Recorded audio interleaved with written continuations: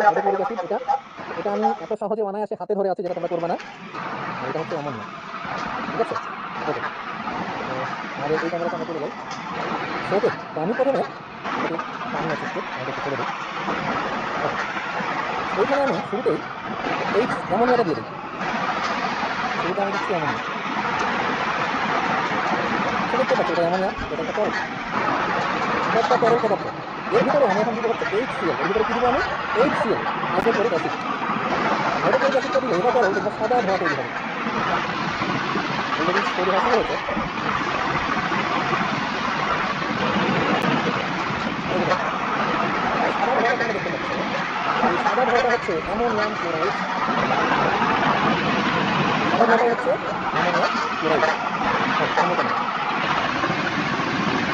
এই যে সাদা ধোঁয়া, এই সাদা ধোঁয়াটাই হচ্ছে কি বল? Ammonium chloride. অ্যামোনিয়া দেওয়া হয়েছে, HCl দেওয়া হয়েছে। অ্যামোনিয়া, HCl, সাদা ধোঁয়া। এই যে সাদা ধোঁয়া,